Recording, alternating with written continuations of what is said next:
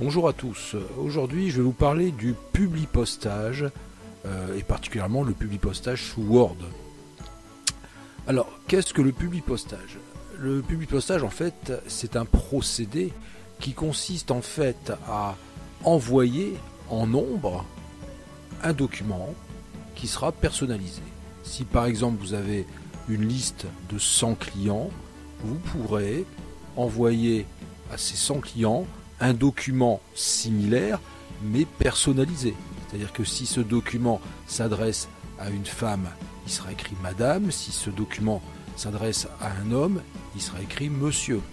Et en plus de cela, chacun, homme ou femme, aura son adresse personnalisée sur le document. Alors pour bien vous expliquer ça, j'ai fait ce petit schéma que vous voyez à l'écran. Et on voit que pour le publipostage, on a besoin d'abord de ce qu'on appelle un document type. Alors c'est quoi le document type? C'est le document qui va être à la base de votre publipostage. Dans ce document, vous voyez, on retrouve, moi j'ai simulé des lignes, on retrouve ici par exemple l'entête de la lettre, on retrouve des lignes ici, et vous voyez que j'ai fait aussi des zones en rose qui correspondent ici à des choses qui vont changer suivant le destinataire. On est d'accord que par exemple cette partie qui est ici, cette partie qui est ici et cette partie qui est ici, ben, ça va changer suivant le destinataire. L'adresse, ça c'est le bloc adresse, va changer. Ce ne sera pas la même chose d'un destinataire à l'autre. Là, ça sera le titre qu'on peut appeler aussi la civilité et ça va changer. Ça sera monsieur, madame, veuillez agréer, monsieur, madame, vous voyez, tout ça, ça va changer suivant le destinataire. Alors ça, c'est le document type, c'est-à-dire le document de base, celui que vous allez faire et qui consistera donc à être fusionné par la suite avec ce qu'on appelle une base de données. C'est donc ici la deuxième partie qui s'appelle la base de données. Alors la base de données, bon, qu'on pourrait représenter sous forme de tableau. Qu'est-ce qu'une base de données? C'est une collection de données, un ensemble de données qui sont en fait stockées dans un tableau. Souvent, la première ligne consiste à mettre les divers champs. Par exemple, la civilité, le nom, le prénom, l'adresse, le complément d'adresse, code postal, ville, etc. Et après, chaque ligne, ici, va représenter ce qu'on appelle un enregistrement. Chaque ligne du tableau consistera à un enregistrement. Donc il faut que vous ayez donc ces deux documents. Il faut que ces deux documents soient définis à la base pour pouvoir faire votre publipostage. Quand ces deux documents seront prêts, vous allez faire ce qu'on appelle une fusion. Et la fusion va vous générer l'ensemble des documents qui seront personnalisés. Il n'y aura plus de champ de fusion, il y aura juste du texte, mais qui sera personnalisé. On aura bien l'adresse de chaque destinataire sur chaque document, et avec monsieur, madame, etc., etc. Alors je vais vous faire une démonstration, ce qui, à mon avis, sera beaucoup plus intéressant pour vous. Et pour cela, je vais revenir sur un document que je vous ai préparé. Vous voyez que sur cette lettre, ici, on a une virgule toute seule. Pourquoi? Parce que sur cette virgule, enfin devant cette virgule, il y aura la civilité, monsieur ou madame. Là pour l'instant je ne l'ai pas mis puisque je ne sais pas à qui s'adressera cette lettre. Ça dépendra de ma base de données. Un petit peu plus bas dans la formule de politesse, nous prions de croire, on voit bien qu'ici il y a deux virgules, parce qu'entre ces deux virgules, il y aura également la civilité. Ça pourra vous donner quelque chose comme nous vous prions de croire monsieur, nous vous prions de croire madame, en nos salutations distinguées. Donc il y a déjà ces deux choses que j'ai préparées dans ma lettre type, et ici, à cet endroit pour l'instant il n'y a rien, je vais y mettre ce qu'on appelle le bloc destinataire, c'est-à-dire l'adresse du destinataire. Alors pour ça, je vais bien sûr faire un publipostage. Donc là je vais annuler ces repères, et là ce que je vais faire, je vais maintenant dans Word aller cliquer tout en haut sur le menu publipostage. Voilà, je clique sur publipostage. Vous voyez que dans publipostage, pour l'instant, tout est grisé. D'accord?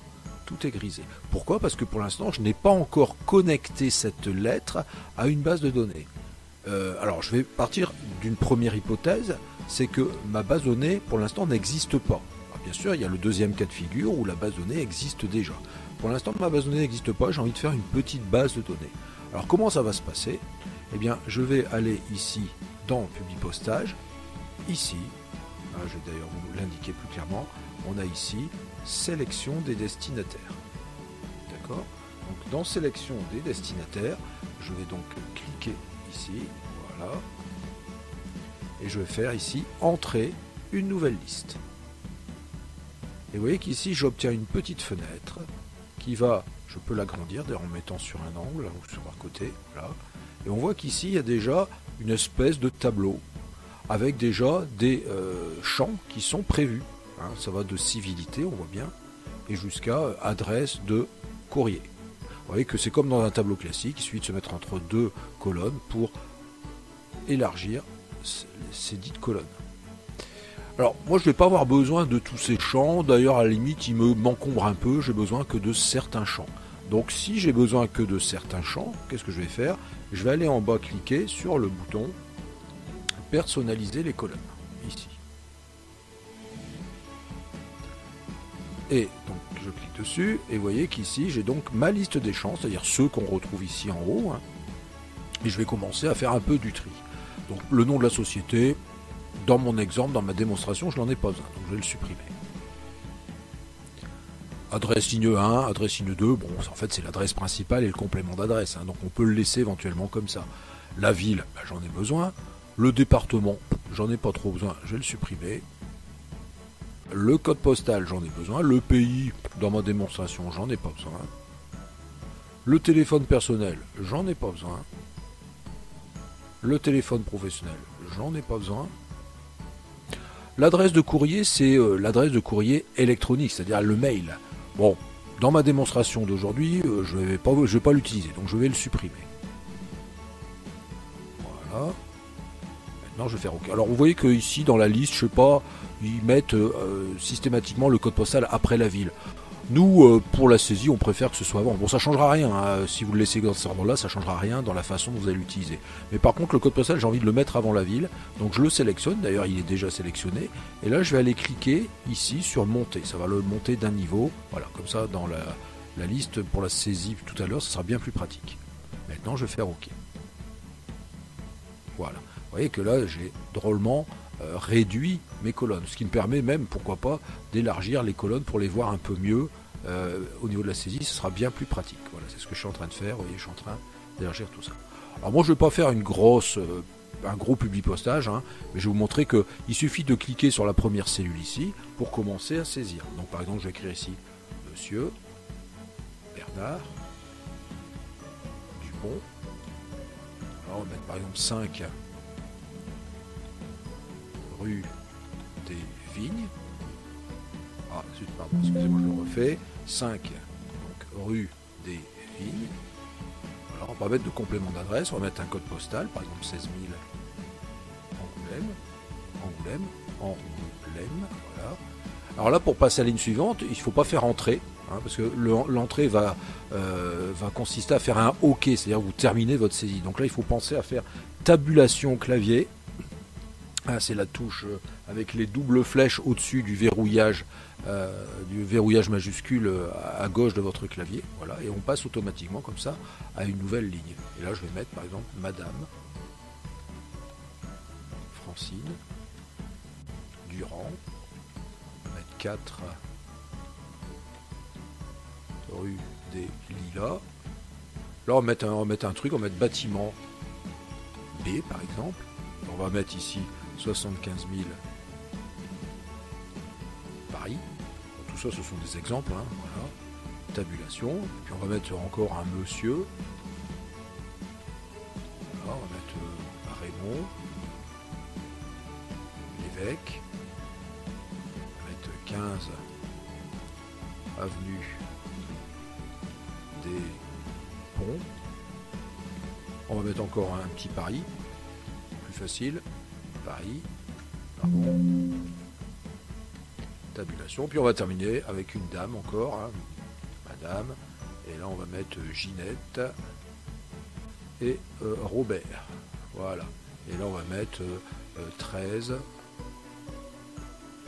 rue des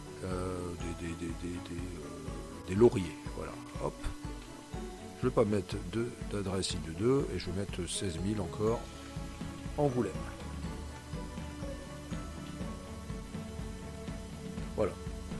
Donc vous voyez, là j'ai fait ma saisie d'une nouvelle base. Alors là je fais pas tabulation, parce que si je fais tabulation, il va mettre une ligne vierge qui sera considérée comme une donnée supplémentaire dans ma base, même si c'est une donnée vide. Donc je vais laisser arriver Angoulême. J'ai bien 4 enregistrements, chaque ligne représentant un enregistrement. Et maintenant je vais faire OK ici en bas à droite de ma fenêtre. Voilà, c'est fait. Alors vous voyez que quand on fait OK, automatiquement Windows, enfin Word plus exactement, nous bascule sur un dossier qui s'appelle mes sources de données. Bon, entendez par mes sources de données mes bases de données. C'est comme vos documents, comme vos vidéos, vos images, ils ont normalement leur propre dossier. Ben là, dans votre dossier document, on a un sous-dossier qui s'appelle mes sources de données, dans lequel automatiquement se dirige Word quand vous faites un enregistrement de votre base de données que vous venez de saisir. Alors ce n'est pas une obligation de rester dans ce dossier-là. Si vous voulez mettre cette base dans un autre endroit, vous pouvez très bien le faire. Alors, je vais lui donner un nom, donc je vais lui donner un nom ici. Voilà, on va l'appeler par exemple ma base client. Voilà. Alors, vous voyez que ici on a MDB. Donc MDB, c'est l'ancienne extension du logiciel Access, et ce qui veut dire en fait Microsoft Database. Bon, on n'est pas obligé de retenir cela, mais c'est une petite indication. C'est une extension bien particulière qui signifie bien qu'il s'agit d'une base de données. Donc là je vais faire enregistrer. Voilà. Donc, on a l'impression que rien ne s'est passé, pourtant ma base de données a été enregistrée. C'est-à-dire que maintenant j'ai deux fichiers. J'ai ce fichier que vous voyez sous les yeux qui s'appelle, on le voit en haut, lettre-type.doc. Je l'avais déjà nommé lettre-type.doc. Voilà, ici, on voit bien tout en haut. Voilà, lettre-type.doc. Et maintenant, j'ai donc ce deuxième fichier qu'on ne voit pas, mais qui existe et qui est connecté à cette lettre type, qui est ma base de clients. Donc maintenant, ce que je vais faire pour pouvoir continuer mon publipostage, je vais créer une zone, ici, où je suis en train de bouger ma souris, qui va consister dans un premier temps à mon bloc destinataire, c'est-à-dire toutes les informations de l'adresse des destinataires. Donc ce que je vais faire, je vais aller tout en haut sur accueil, sur insertion, excusez-moi, je vais aller choisir ici zone de texte et ici dessiner une zone de texte. Alors j'aurais pu le faire autrement avec des tabulations, moi j'ai choisi de faire une zone de texte. Donc je vais tracer ici en laissant le bouton gauche appuyé un rectangle, ce que j'appelle ma zone de texte. Alors quand on fait une zone de texte, par défaut, on a un contour noir qui n'est pas joli, parce que effectivement, on ne veut pas voir ce contour noir dans notre lettre. Donc ce qu'on va faire, on va le supprimer. Donc ce que je vais faire, je vais cliquer sur ma zone de texte. En haut, du coup, j'ai les outils dessin format de forme qui apparaît, et je vais aller cliquer ici sur contour pour dire que je ne veux pas de contour. Voilà. Vous voyez que quand je clique ailleurs, on n'a plus le contour, et pourtant la zone, elle est bien là. Ça me permettra comme ça de mettre les éléments dont j'ai besoin dans cette zone. Et c'est ce que je vais faire. Donc je vais revenir ici, cliquer sur l'onglet Publipostage. Et vous voyez qu'ici j'ai un bouton qui s'appelle Insérer un champ de fusion. Donc là, si je fais un petit clic gauche sur la petite flèche ici, à droite d'insérer un champ de fusion, vous voyez que j'ai bien ici les champs que j'ai utilisés tout à l'heure quand j'ai saisi ma base de données. Il a bien retrouvé les champs tout à l'heure, puisque de toute façon notre document est connecté à cette base de données. Donc là je vais commencer, je vais cliquer sur civilité, puisque je veux voir apparaître monsieur ou madame dans l'adresse.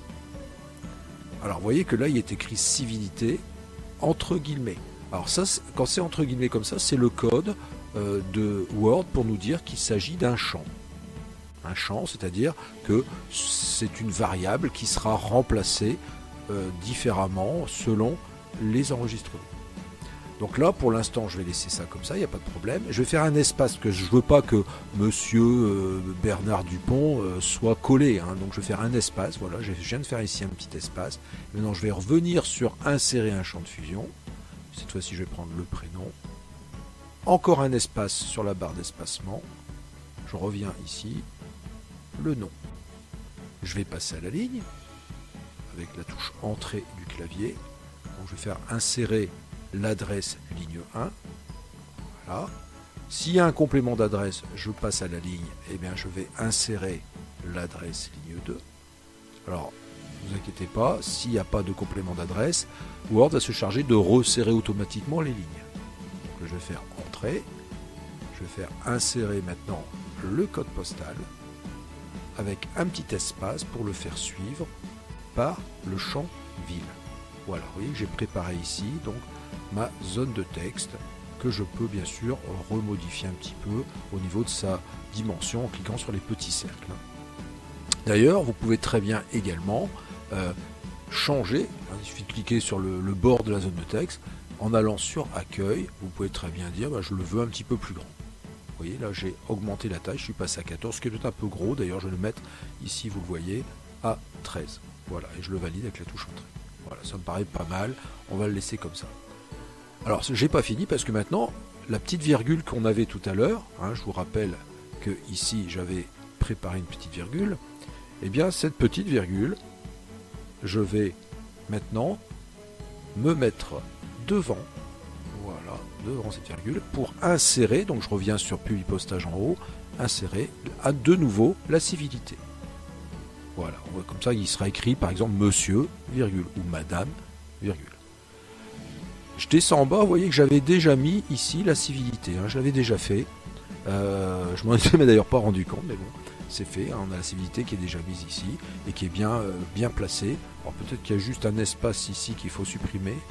Voilà, ça me paraît pas mal. Voilà. Hop. Voilà. Ah, il y a encore un petit souci. Voilà. Vous voyez là, bon, j'ai ici. Vous voyez bien qu'ici on a la zone de texte avec les champs, on a le champ civilité ici, on a bien un champ civilité ici. D'ailleurs c'est pas un bon champ, je le refais, c'est pas grave, je supprime. Voilà, je viens ici, donc je me remets entre les deux virgules, puisque c'est comme ça doit être, et je vais donc insérer civilité. Voilà, là il est bien, voilà, civilité est bien mis. Alors il y a une chose qui est intéressante, c'est que on pourrait déjà avoir un aperçu de ce que ça va donner.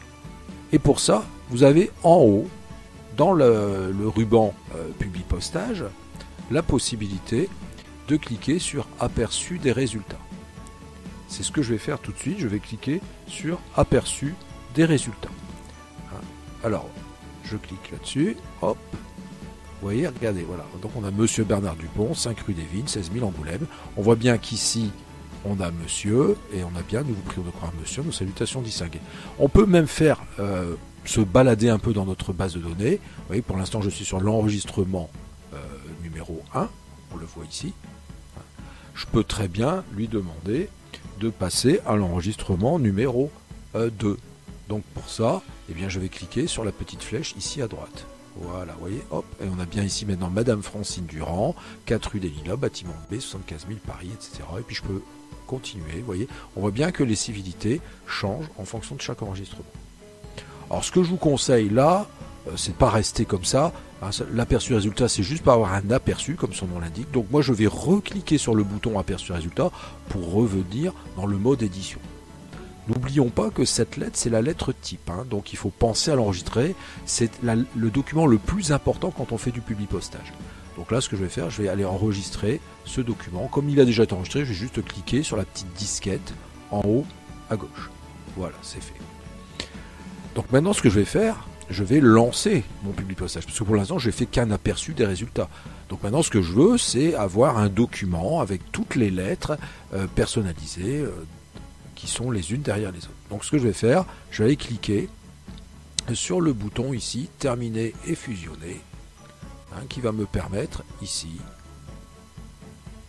de choisir dans ces choix. Alors moi je vous déconseille d'utiliser imprimer les documents, puisque ça c'est vraiment quand vous voulez imprimer directement les documents, c'est toujours intéressant de d'abord générer un document avec toutes vos lettres définitives, et après éventuellement c'est vous qui choisissez si vous voulez imprimer ou pas, pourquoi pas imprimer que certaines et pas d'autres.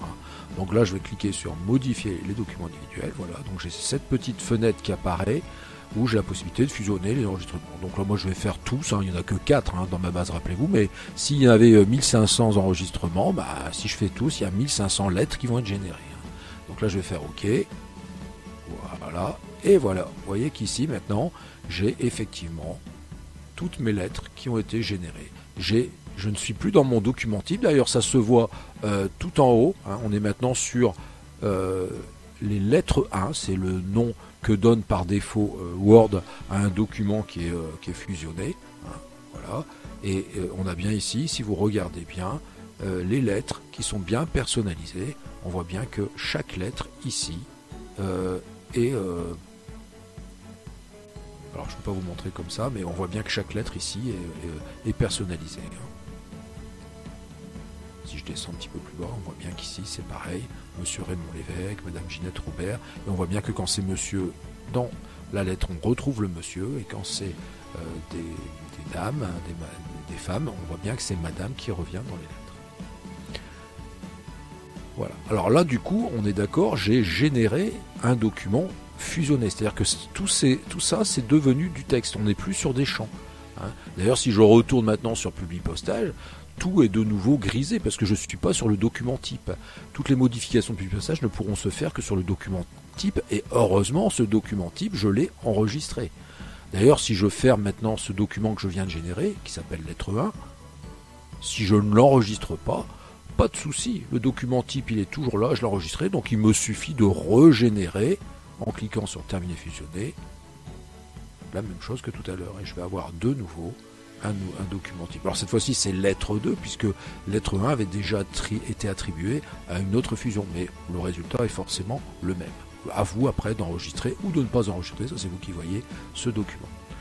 De toute façon, vous avez les deux documents qui sont là. Hein, il y a bien le document type qui est à la base et le document fusionné qui est le résultat de la fusion. Je reviendrai vers vous plus tard pour vous donner bien sûr d'autres possibilités de la fusion, notamment le cas des enveloppes, le cas du filtre, et aussi bien sûr quand on veut faire du publipostage, non pas par courrier électronique, non pas par courrier postal, excusez-moi, mais par courrier électronique, c'est-à-dire par mail.